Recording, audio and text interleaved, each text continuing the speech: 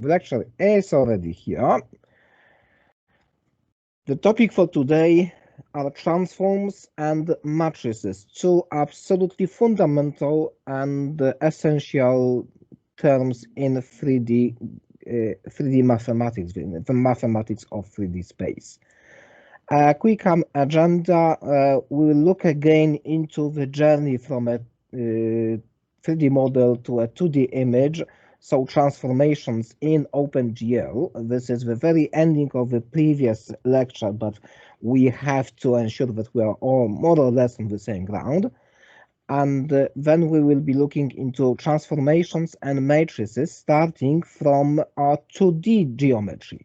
So these main three transformations and the matrices are the translation, scale, and rotation. When we are done with this, we will be looking to something that's called homogeneous transformation matrices. I would tell that homogeneous transformation matrices is this mathematical concept that made the entire branch of 3D graphics industry possible. Without this mathematical tool, all our 3D games, 3D graphics, maybe wouldn't be impossible to get, but would be so much more complex, time-consuming, and first of all, the construction, the architecture of GPUs, of graphics accelerated hardware would be so much more complex. Okay, so that's a very handy, very essential, and absolutely crucial thing. Then we will play with these homogeneous transformation matrices, doing some composition of transformations based on matrix multiplication. That sounds very technically. I hope that by the time we arrive to this stage, it will be a little bit more clear. And then we will quickly look into transformations in 3D and transformations in OpenGL. So, this is the journey from a 3D model to a 2D image. One of the final slides of the last lecture that I hope that everyone has participated, has watched by now. Okay, but if not, this is the most essential, slide from the point of view of our today's session. So, what is it about? We start with a 3D model, which comes with a model coordinate system. So basically, when you download or purchase a 3D model, it has its own coordinates, and these coordinates are in some kind of a coordinate system, 3D coordinate system, which will typically be organized so that the origin or the 0, point, 0, point is somewhere in the center of this 3D object. And now, something like that wouldn't be particularly useful to create a scene unless you could move and rotate this object, perhaps also scale this object, so that to place it somewhere in your 3D scene. And this is the so-called world coordinate system. Then we have a view coordinate system that's introducing the camera, and later on clip coordinate system, in which we look into what's really visible for the camera, that applies the projection, the 3D projection, which is usually a perspective, okay? And then the final conversion into a 2D screen and 2D window system, which are less important for us because these are not 3D transformations. And we will be talking about these basic initial transformations from this point to this point. Now, I also had another slide which showed you that to move between these coordinates, you have to apply something that's called a transformation. And these transformations will be applied by the graphical pipeline. And just to give you some idea where we are in this pipeline, the most interesting for us today transformations occur in just one stage of this graphical pipeline, and this is the stage which is here shown as number 1, the vertex shader, calculation of projected positions in the screen space. So all these transformations are first of all about calculating where your 3D vertices, your 3D objects are in the virtual space, observed by the camera and projected to a 2D screen. So this could be summarized in this picture, in which we have these several configurations of the coordinate system and the transformation between them. So in order to put your object into the scene, we will apply a transformation that is called the model transformation, because you transform the model so that to put it into the scene. This transformation, as I mentioned, includes translation, and translation is just moving it to the specified XYZ coordinates within the scene, rotation, and also scaling, so making it either bigger or smaller. The second fundamental transformation here is the view transformation, which is responsible for creating the view from the camera. Okay, so we have a camera somewhere. This camera can navigate through the space, so it will again have some position in the space and orientation in the space. And this position and the orientation of the camera will strongly affect the way in which you can observe a 3D scene. And then we have the third type of transformation, about which we will be not talking so much today. We will come back to the projection transformation a little bit later, but this projection is about projecting the 3D scene onto this 2D surface of a 2D screen.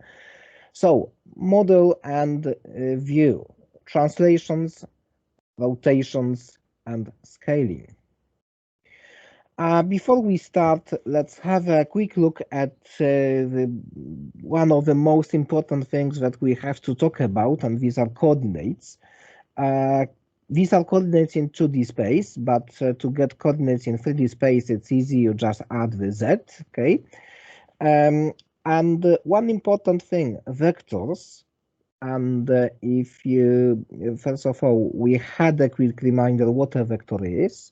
So you may remember that we represent vectors graphically as a arrow.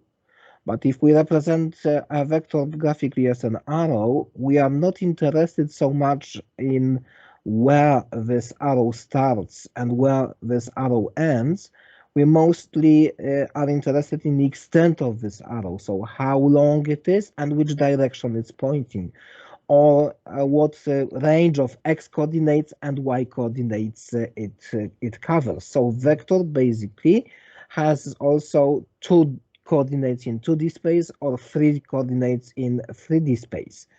And this means that vectors make a good representation for a point. So if you can see something like this, you will never know whether it is a vector or a point, coordinates of a point. And you may also know that vectors represent relative position of 3D or 2D objects, points, okay?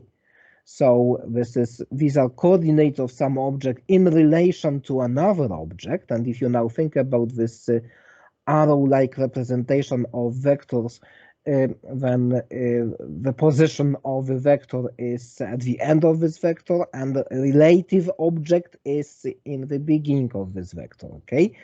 How to link it with the fact that points can be represented as vectors. Coordinates of a point are absolute coordinates, but absolute coordinates can be considered relative coordinates in relation to the beginning, the origin of the coordinate system. So if you think about coordinates as a position relative to the point 0, 0 or 0, 0, 0, that's exactly this, okay? So just to summarize this, vectors make a good representation for a point, but vectors are not points, okay? Vectors are not points. All right, this is the three-dimensional counterpart of xy, and also what is nice and what we will use today, points, so coordinates, and vectors that can represent them can be drawn in either horizontal or vertical, okay? Drawn or written, okay? So it doesn't matter. It's just the way in which we want to see them, okay? And for not only graphical reasons, but also mathematical reasons, we will use this vertical layout a lot today. So it's just a quick warning. Don't be surprised that this is how we will be going to represent coordinates.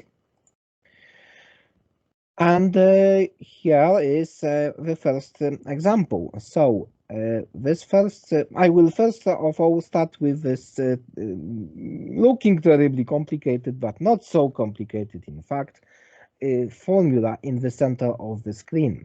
So the first pair of square brackets represents a vector which represents the coordinates of a point, 2D point, okay? These coordinates are x dash, y dash, and we will dash the letters, the variables that represent a transformed point. So x dash, y dash are the coordinates after transformation. And you can notice here that we will use some operations on these vectors. So for example, here we have addition of vectors, okay? So x dash y dash, the transformed point, is equal to the original point, xy, plus some vector, tx, ty, it's called the translation vector. And this addition, this vector addition, creates a new vector which has a coordinates like x plus tx, y plus ty. Now, what it means? Translation is just moving objects in the space or on the 2D plane. So before the translation, we have this rocket sitting nicely in a coordinate system. And the effect of this translation is that this rocket is moved from its initial position that you can here see as the paler color. It's moved along this vector. This vector is called translation vector. And the trick is that you move all the points of your object by the same vector at the same time. And now, calculationally, you can find out what is the new position of this vector using this simple formula here.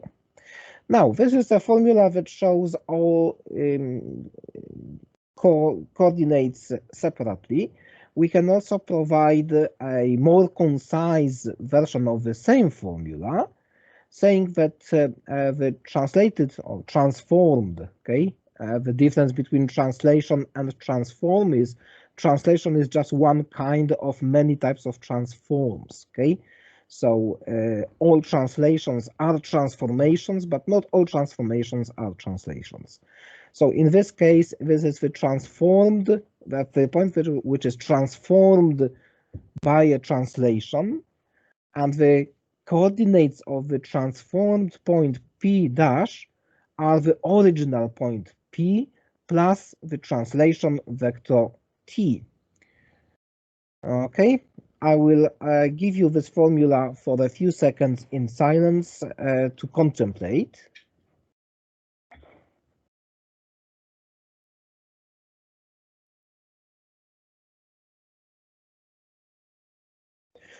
All right, what I hope that you contemplated is that these two formulas actually represent or reflect the same thing. So this is the vector formula in which we add vectors, and this bigger formula is just the same thing, but we here put the same vectors with, well, internal coordinates. So this is the translation that we can get by simple addition of vectors. Transformation number 2 is, well, what would be uniform scale? Uniform scale is similar to translation, but instead of adding something to the coordinates, we will multiply these coordinates by a number. So I will start now from the vector form of this formula. The p dash, the transformed point, equals the original point multiplied by a scale factor. Okay, if the scale factor is 2, everything becomes twice as big. If it is 0.5, everything becomes 2 times smaller. Okay, we can see this formula, this vector formula, in the coordinate form. So x dash y dash is simply sx sy. So you have to multiply x by the scaling factor and y by the scaling factor. And here is an illustration of a rocket that got scaled up a little bit. Uniform scale means that things grow or shrink proportionally. So it is the same pace of scaling in both vertical and horizontal direction, and in 3D space it would be also the same pace in the depth direction.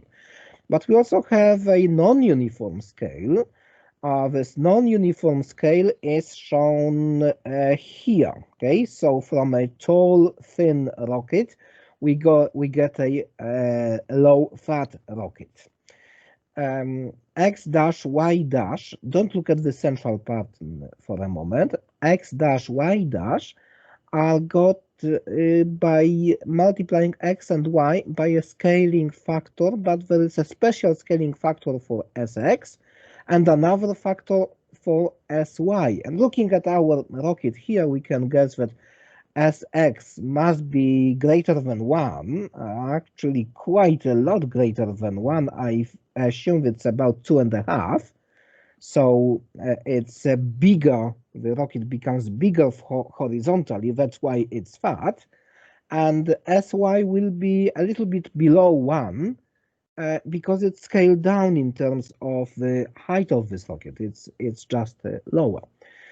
And now we have this strange notation here inside. So we have our vector xy, the original coordinates, but this vector multiplies something really strange here, a square vector, a vector 2 by 2.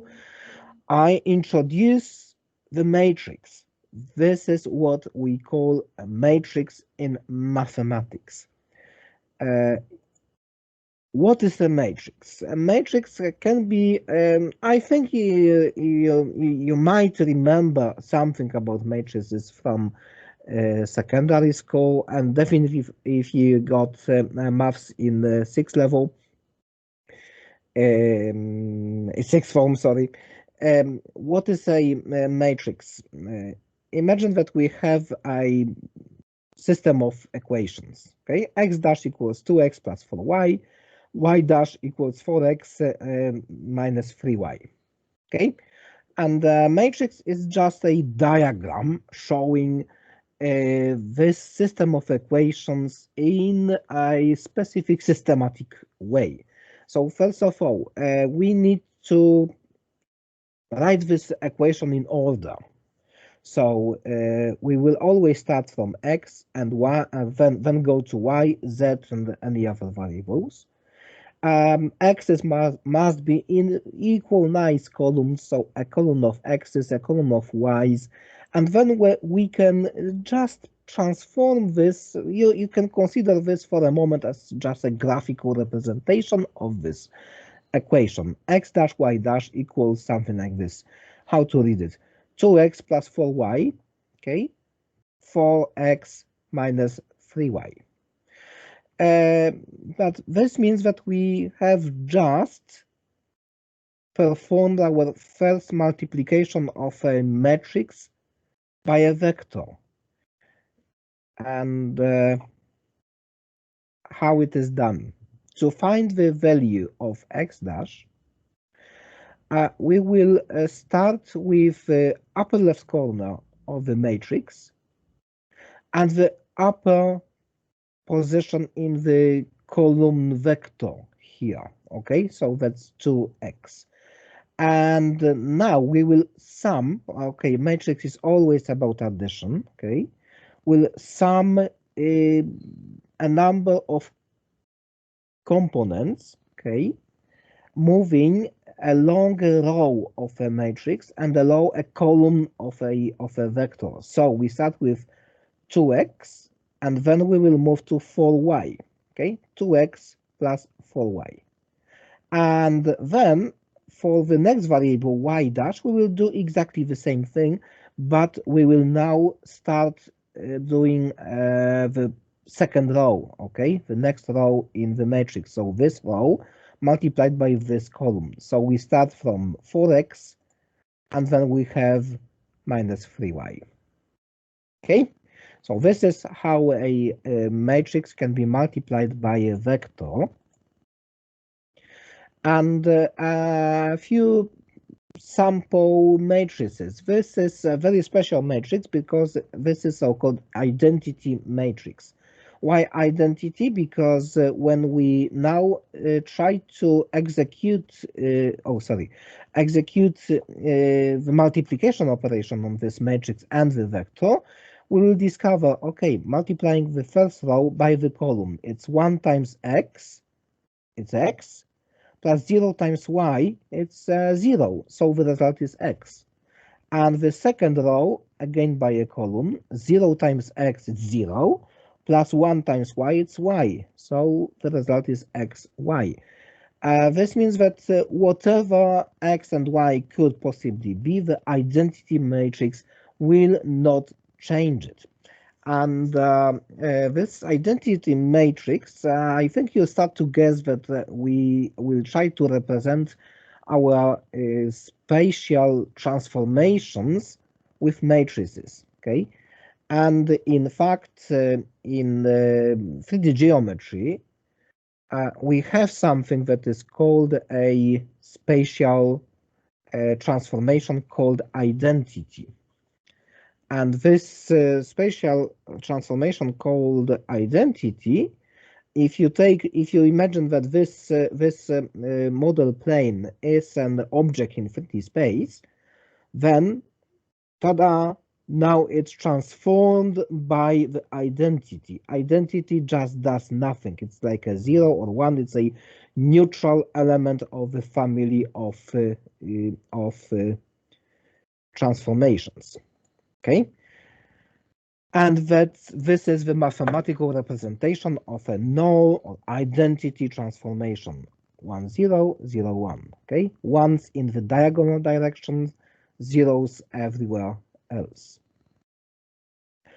And here we have the uniform scale and non-uniform scale matrices.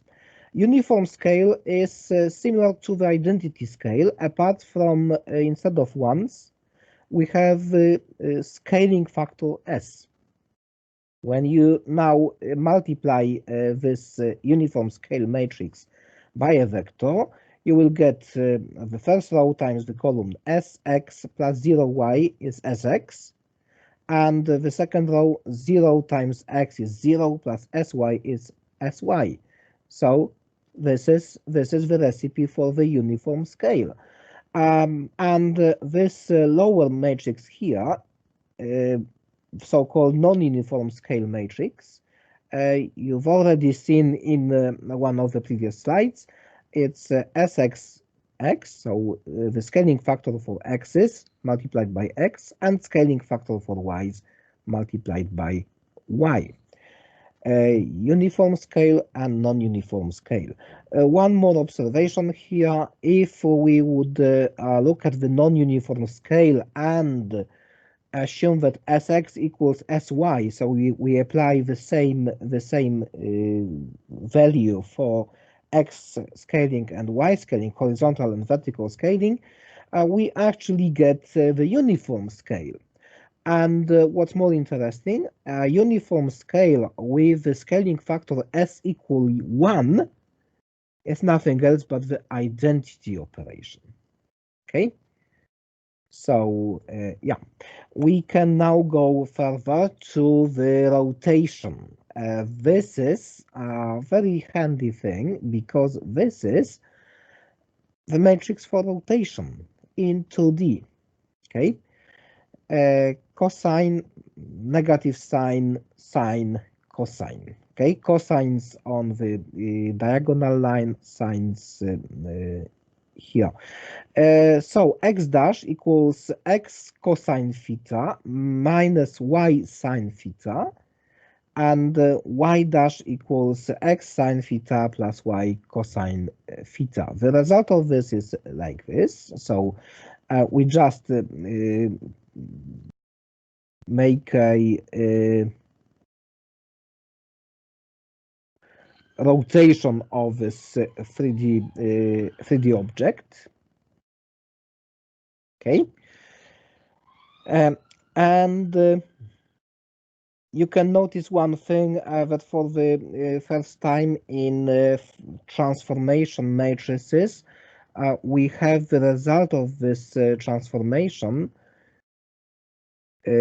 which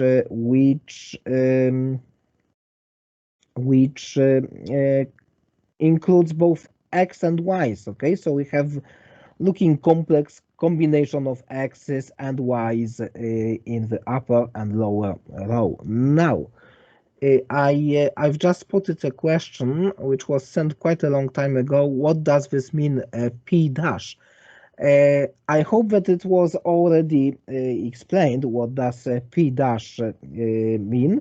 P dash is the point or a vector after transformation. So P is something that we had before transformation, and then when you translate the object, scale the object, rotate the object, then the new coordinates after rotation are P dash, or as shown here, X dash, Y dash. Okay, let's go further. This was the rotation. Now, question to you. How could we possibly represent a translation with a matrix?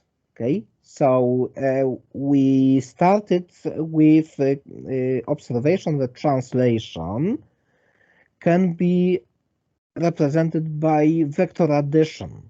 Okay, so again we have this x dash and y dash, which are the coordinates of the object after the translation, so after moving it in the space.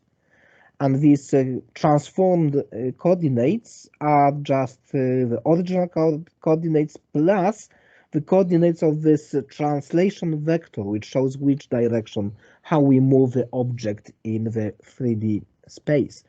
But I also told you that we can represent all the transformations, and that's true.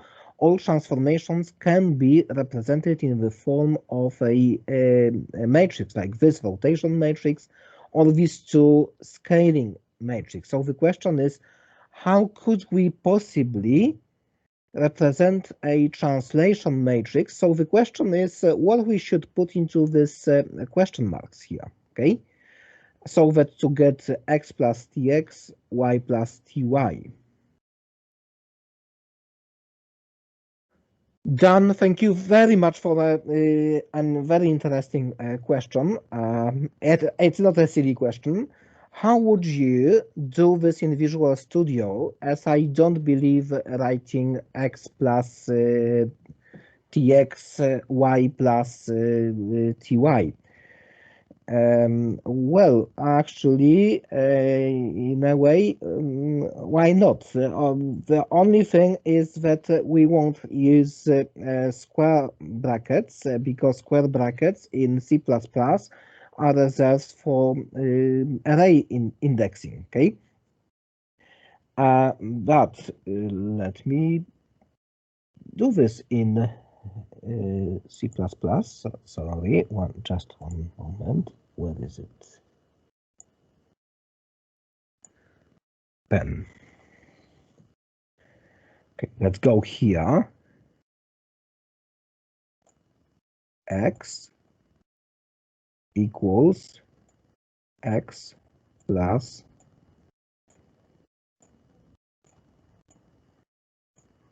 Tx. Okay, C++. Or even a better version, X plus equals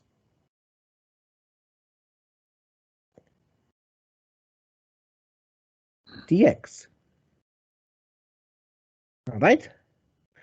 And even better version, because this we would need to add something like y plus equals ty as well. Okay. But I have a much better idea. P equals P plus T. And what's important, both P and T are C vector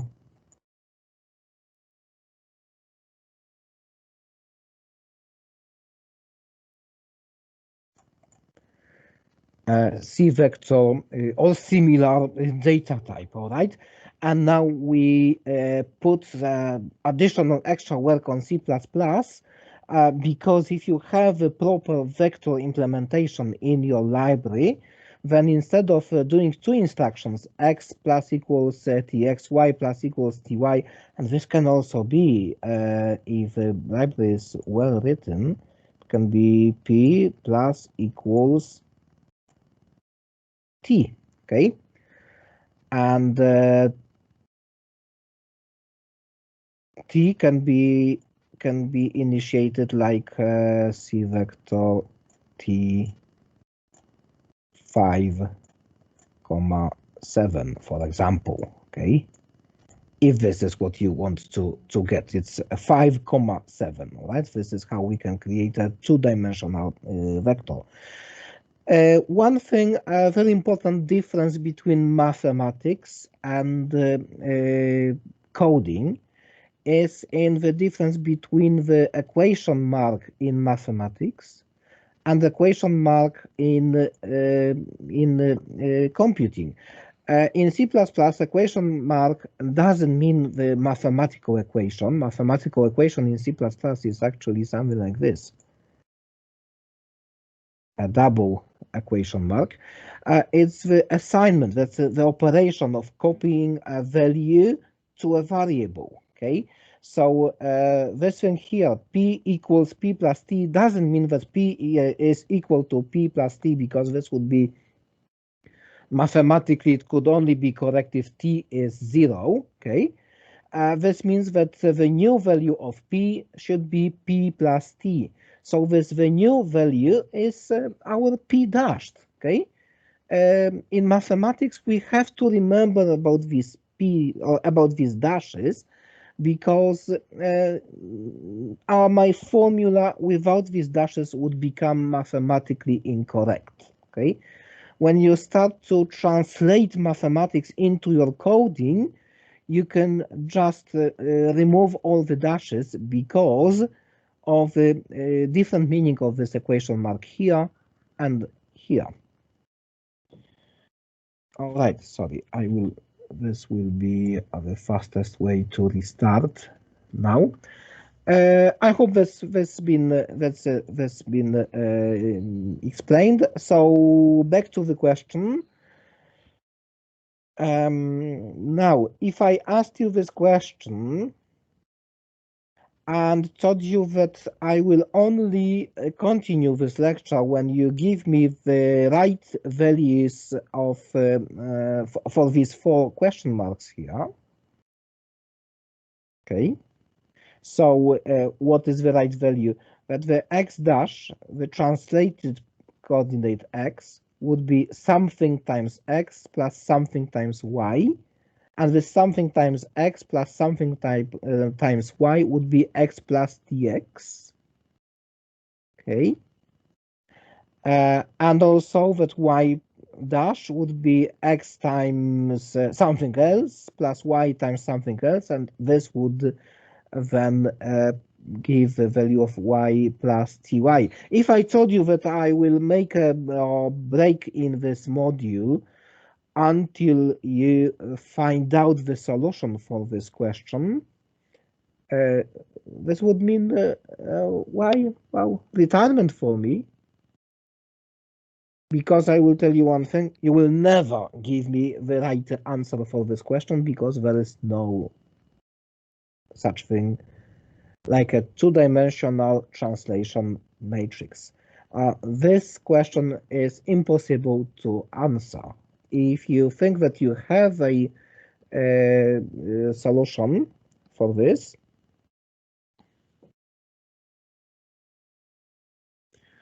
okay, just a moment. I have proposal like T0, 0T.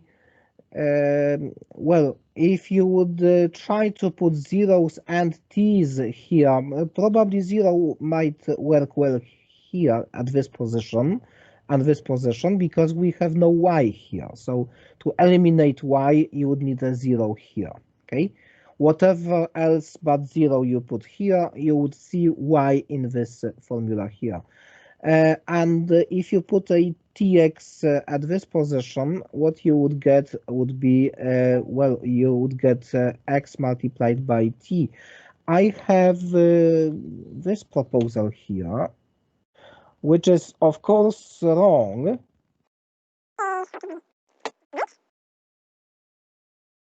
So first of all, thank you very much for this proposal. It's wrong, but it's not your fault. I ask you to do an impossible thing, and you try your best. Okay, so good for you. Why it cannot work? Because you used an x here. Okay. It's a nice trick because indeed x multiplied by 1 is x plus tx over x times x is tx. But what we are looking for, okay, is a constant matrix. Perhaps it's something that I haven't told you yet, okay? But the matrix, the transformation matrix is basically a static part of this operation, just like here. Okay, we have separated the variables, so the variables are in the vector. And this matrix must not contain any variables. If it had, we'll need to extract these variables to the vector. Okay, so this must be a constant value. It may depend on the parameters of the rotation or translation. So tx and ty would be perfectly fine, but no x, no y, please, because it won't work this way. Also, matrices are about the linear mathematics. Okay, linear mathematics means that your variables must appear in the power 1. Okay, so it has to be x, it has to be y, not x squared or not x to the power minus 1. And what happened in this? Very smart. Okay. Very smart. So thank you very much for this. X here is in the minus 1 power. Okay, it's 1 over x, so it's x to the power minus 1. It's not linear. Okay, so it breaks the definition of the matrix. So technically, you're right, but mathematically, the matrix that you proposed is not a matrix by definition. I have to say that a few years ago I got a similar solution from another smart student, and because I was so much focused on the lecture, I had, you know what I had to do? I had to announce a break, like 10 minutes, and I spent 10 minutes thinking, what's the point? What's wrong with this? Because it looked so nice and natural for me. So I was absolutely and completely tricked by this. So Brian, this is the reason why I recognized where you made a mistake in it. Where is the problem? But it gives you a very good evidence of good mathematical thinking, even if you are eventually wrong. Okay, so thank you very much for this example, but I will now reveal what we really use. And this is the only thing that we can really use. Please note that we have a matrix which has no x's or no y's, and even more importantly, we have never -1 power anywhere in this configuration. But a nasty thing is that our matrix now is three-dimensional, and also our coordinates are three-dimensional, even if we are still firmly in the ground of 2D graphics. So in order to represent translation as a matrix, we have to extend everything by one in terms of dimensionality. I will show you in a few moments that to represent a 3D translation, we'll be using 4D matrices, okay? And this is what every graphics card is currently using, 4D matrices. So the trick is we extend our vectors to 2D vectors to 3D vectors by adding one more additional coordinate, okay? There are some situations in which this additional coordinate is used, but for now, we can just assume, oh, that's just a kind of a artificial addition. It won't be used, right? And therefore, it will always, by definition, be 1. Now, the translation matrix looks like a identity matrix, so it has ones in the diagonal, zeros everywhere else, apart from this position here, tx, ty, where we have the translation vector encoded in this matrix. Now, let's try to do the homework. Let's try to do the multiplication. X dash, the translated coordinate of x, equals 1 times x. So it's x. Plus 0 times y is 0. We eliminate y. And the third thing is tx multiplied by 1. Oh, sorry, multiplied by 1. Tx multiplied by 1. So it's x plus tx. Yeah, it is. Okay, works. Y dash is 0 times x, so x is eliminated, plus 1 times y, we have y, plus ty multiplied by 1, ty, we have it. And we also have to verify that nothing strange happens with the third dimension. So let's have a look. 0 times x, x is eliminated here. 0 times y, y is eliminated. 1 times 1 is 1, okay? So we can translate the points wherever you want in the space, in the 2D space in this case. We can translate these points, and we can trust that after the translation, we will always have what we need for x and y, and the third coordinate will be always firmly 1. And this is what we call homogeneous transformations. By adding the third dimension, we can have now one way of representing translations, scales, and rotations.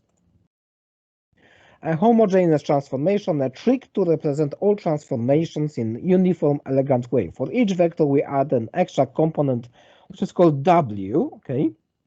So in 2D dimensions, this will be XYW, and in 3D it will be XYZW, okay? And this W is always 1. For matrices, there is a dummy extra row and column, okay? So yeah, it looks like this. And here we have all the 4 main matrices for 2D transformations. So identity is, as you might assume, it's just ones on the diagonal, zeros everywhere else. Scale has a SX, SY, and 1 on the diagonal. So the third scaling factor is not used, so it's 1. 1 multiplied by any number will be 1. Translation we've just looked at. We have this translation vector hidden here. And the rotation is exactly as we saw rotation previously, but this is this additional row 0, 0, 1 and the column 0, 0, 1 added. That's how the homogeneous transformations work in 2D. Rationale for playing around with these homogeneous transformations, even if they add an extra dimensionality. Uniform representation of all transformations is beneficial in computer implementation, simply because you can have, let's say, a variable of a given type, and this variable can represent translation, scale, and rotation, okay? But there is the second point, and you know what, this first point would be enough for me, okay? If I have a single data structure which can represent 4 different, if you count identity, if you have then 4 different transformations, that's really, I'm not asking for anything else, but I get something that is incredibly more important, because this representation, the uniform or homogeneous representation of all the transformations, makes it possible to compose transformations. So after the break, I will show you how you can take whatever combination of transformations you want. So you can translate, you can rotate, you can translate to another position, rotate once again.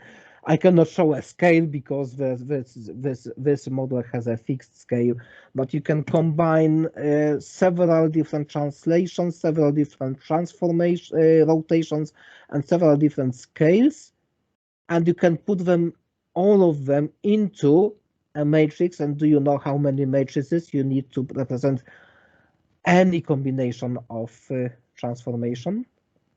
You'll probably guess one, just one. That's like this, okay? Just one matrix. One matrix rules all the possible transformations. Guys, it's a 1:15, so it's time for a 10 minutes break. So thank you very much, and we continue at 1:25.